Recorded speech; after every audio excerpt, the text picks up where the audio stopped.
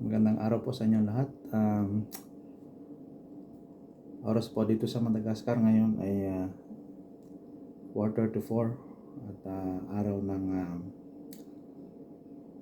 Martes, January 7. Ngayon po ay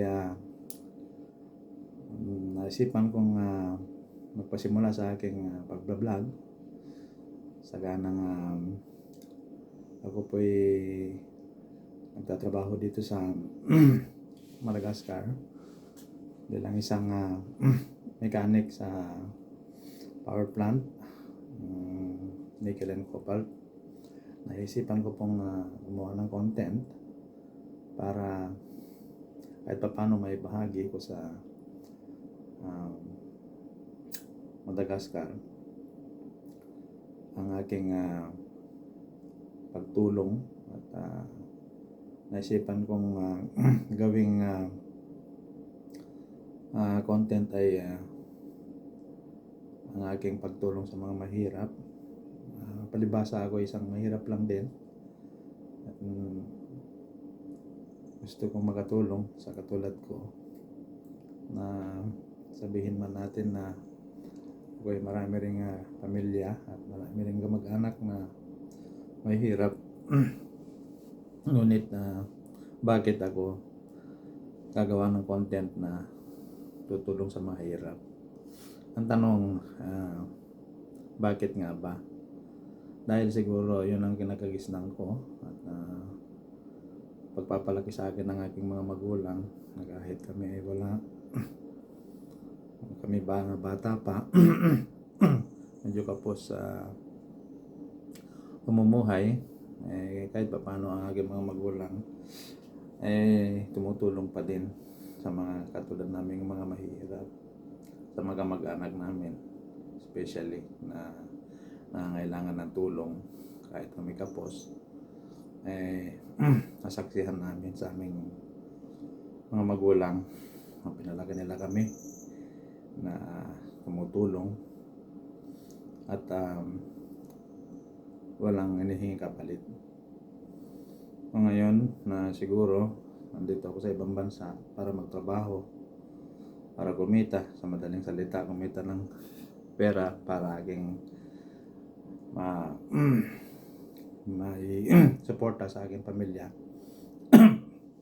Ngunit sa kabila ng aking pagtatrabaho, siguro sabihin na natin hindi sapat yung aking kinikita, na kahit sa ganitong pamamaraan lamang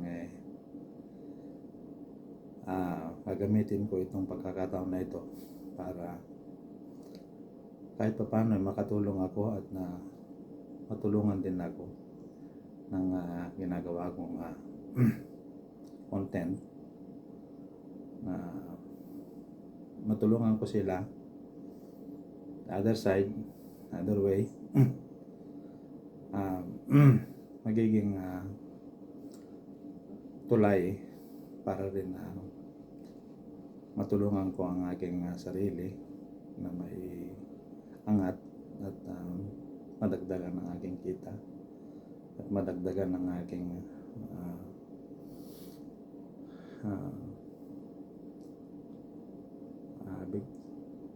paghahanap buhay. Sa ganun ay matustusan ko ang pangangailangan ng aking pamilya. Ako po ngayon ay nagtatrabaho sa isang planta, nickel and cobalt, bilang isang senior supervisor sa Division of Mechanical. Okay naman yung sahod, kahit paano kung ikumpara mo naman sa iba, medyo nasa level lang siya. Pero excuse me, sa ibang banda, siyempre kahit pa paano naghahanap pa rin tayo ng karagdagan na kita para sa ating pangangailangan. Ngayon bilang isang Pinoy explorer, gusto ko na maumpisahan ko rito sa Madagascar ang aking content para naman kahit papano kung ito man ay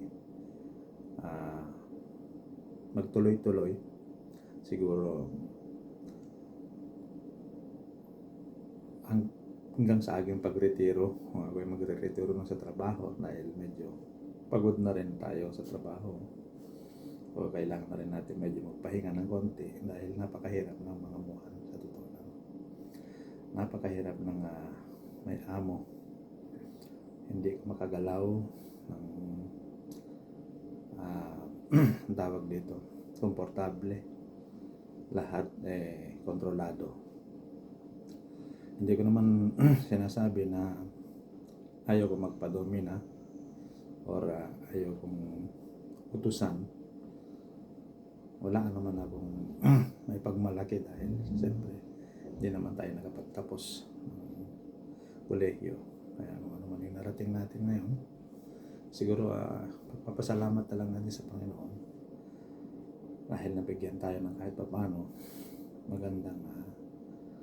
maganda at maayos na trabaho, kahit paano kumikita naman ng sapat. Siguro itong naisipan kong pagpasok sa vlog, siguro ito'y aparte na din ng aking gustuhan para aking ma-explore at aking maibahagi at mai-contribute yung aking konting pagtulong sa mga taong nasa lower class, ika nga sobrang hirap at ito'y ating ipagpapatuloy kung papala rin tayo at bigyan tayo ng pagkakataon na mapigyan ng konting pag-asa para ipagpatuloy ang aking hangarin na may bahagi sa mga taong katulad kong mahirap ang aking pagtulong. Siguro uunahin ko sa aking ikangay content, aking pasisimula ay unahin ko na siguro dahil sa lahat ng sa buong bansa, dahil hindi lang naman sa atin, sa buong mundo, hindi lang naman sa atin, hindi lang naman dito mahirap, hindi lang naman ilang bahagi ng African continent ay mahirap, hindi sa atin din sa Pilipinas ay marami ring sobra at nangailangan din ng tulong. Kahit siguro nandito ako sa malayo, kaya nga bakit ako tumutulong dahil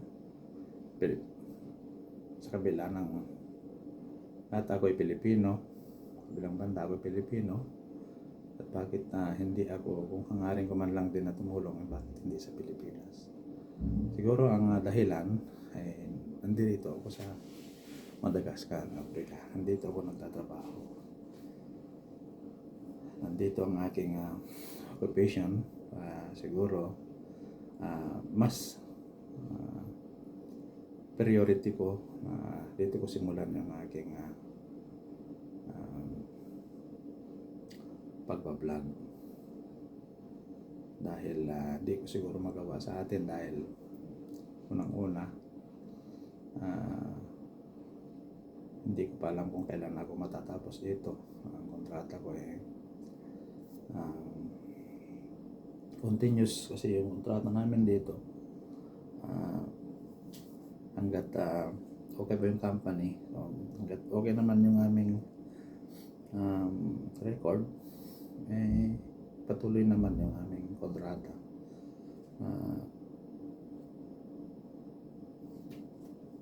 Ang tawag dito, continuous contract. Hanggat ikaw ay magandang record, sige lang, ang company bibigyan ka ng pagkakataon para may-renew pa yung kontrata mo.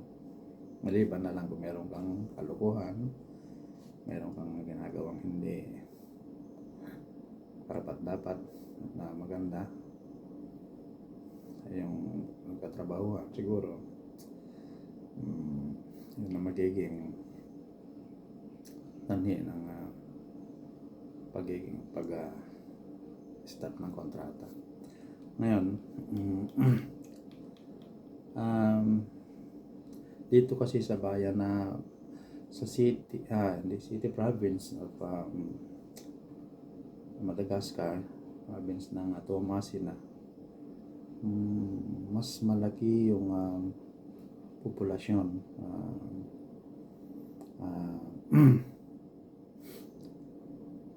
Nakatira dito sa kung compare mo sa ibang bahagi ng Madagascar,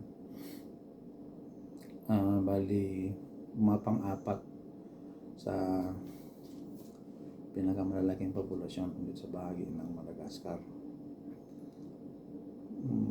Ngunit ang total population ng Madagascar is hindi ko nagkakamali is around 30 to 40, between 30 to 40 million. Included na lahat yung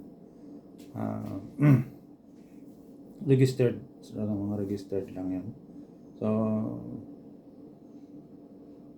siguro marahil marami ditong mga hindi rehistrado, hindi naka-register. So pagpalagay na lang natin nasa 50 sila lahat.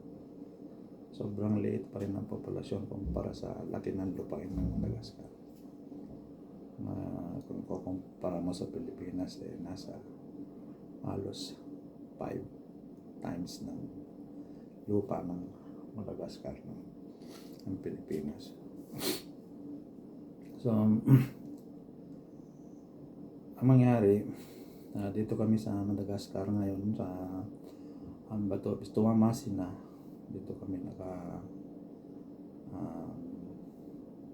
nakatira. At ang power plant,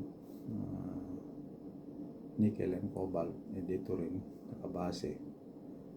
Medyo ang mining namin is malayo-layo, mga nasa 3 to almost between 300 to 400 kilometers from Toamasina to mining site na may tawag nila Muramanga. Napakalayo. More or less mga Pilipino nagtatrabaho dito is around 500. Dati nung panahon ng construction almost 5,000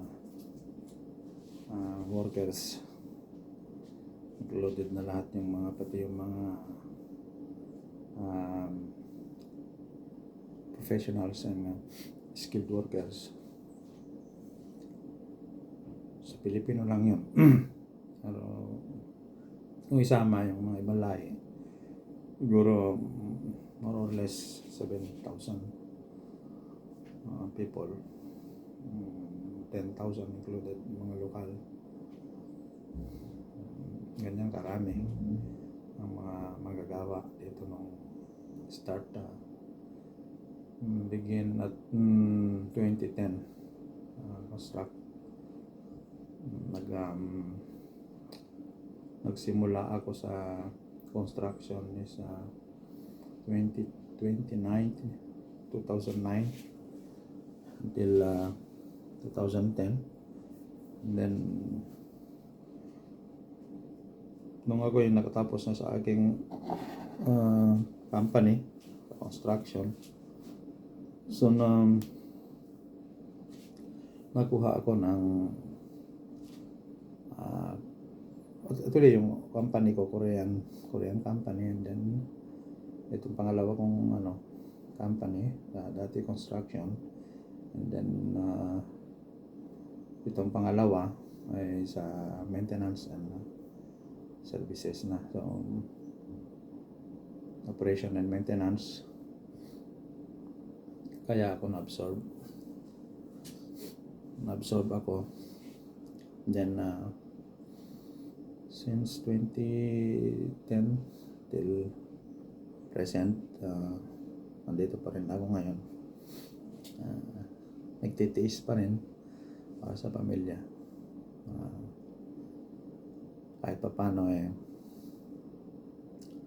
kahit nahirapan, lang-alang sa pamilya, tinitiis natin ang trabaho. Ganun, wala naman trabahong madali. Tsaka naman na trabaho kahit na ika nga professional ka, kapag tapos ka, meron din kahirapan. Danas mo rin yung mga medyo criticize, at saka yung medyo stress. Ika nga, kahit ako nga ilang taon na rito, napakarami ko ng experience. Kumbaga halos alam ko na lahat ng trabaho, pero nandiyan dyan pa rin yung stress, nandiyan pa rin yung medyo dadating pagkakataon na pag marami na yung trabaho, parang sabihin mo, parang ayaw ko na, parang gusto ko na umuwi.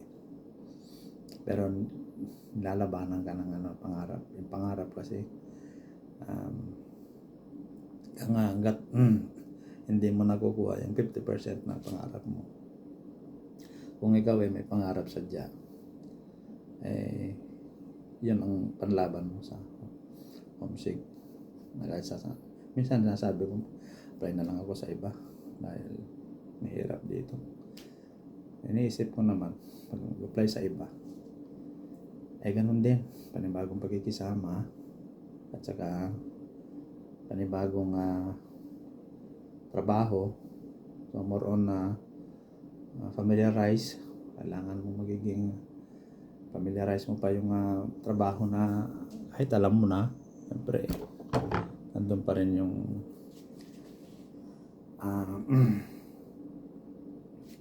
natawag nating pagdududa, medyo alinlangan, pag-alinlangan, dahil siyempre panibagong project, panibagong pagkikisama, at panibagong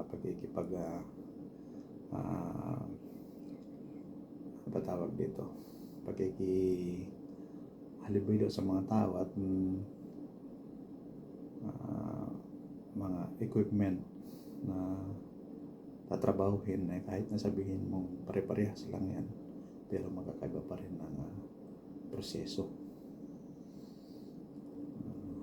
Kahit sabihin mo yan ganyan, parehas lang din sa amin, parehas lang din sa pinanggalingan ko, pero magkakaiba ng process pagdating sa maintenance.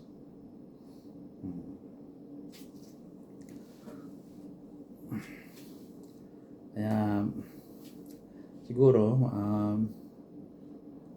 dito sa pagsisimula ako sa pagbablog, mahirap kasi gusto ko sana na magiging content ko aking sa trabaho ko. Kanya lang medyo ang company, saka ang owner ng planta, sobrang strict sila pagdating sa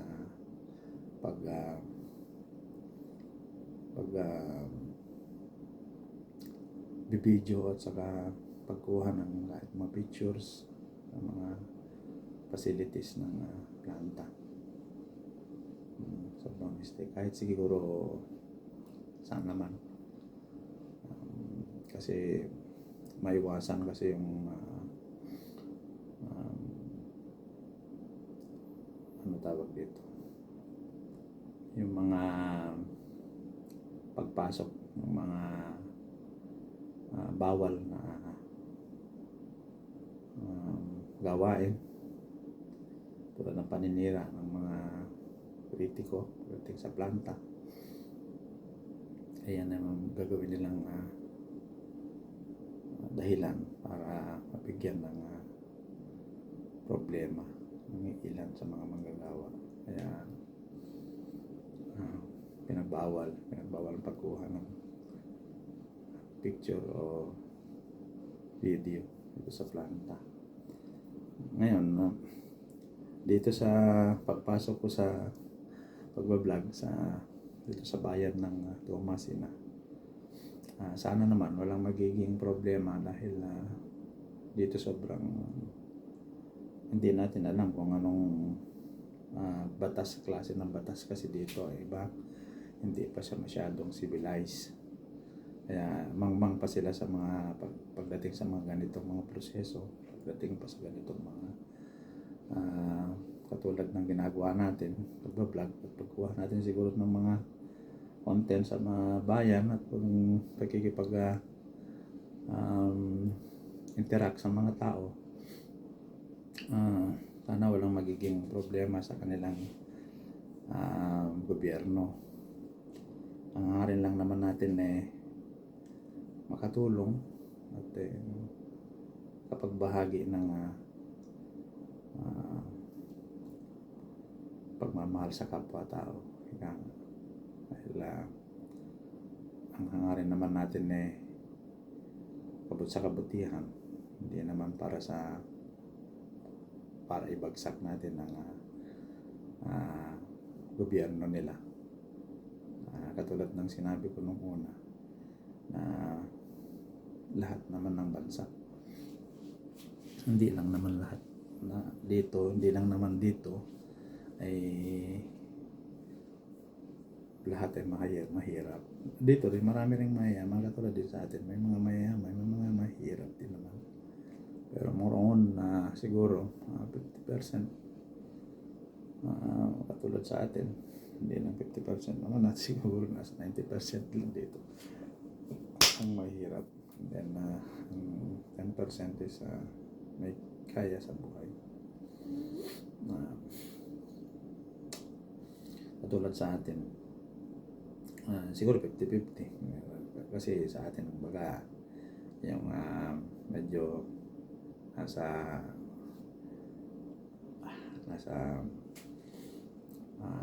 middle class siguro. Dali mo rito compare mo dito ay nasa mga high class na. Yan ang pagkakaiba. Siguro sa susunod may ikukwento ko sa inyo yung mga ano ba tawag dito, nagiging ang pamumuhay ng iilan dito, at kung paano nila ginugugol ang kanilang araw-araw na pamumuhay, at anong uri ng mga hanap buhay dito, at saka magkano ang sweldo mula sa mga professional to skilled workers.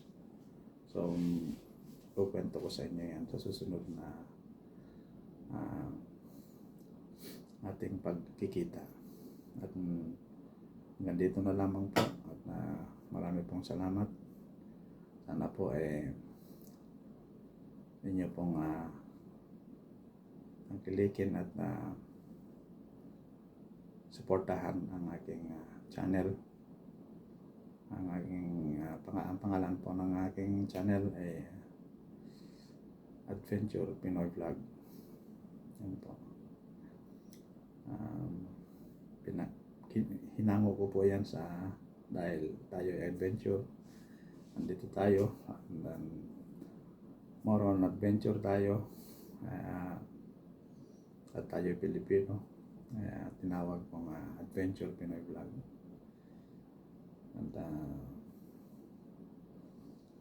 sana po tulungan niyo ako na maiangat ko yung channel ko, at saka kita-kita po tayo sa susunod. Maraming salamat po.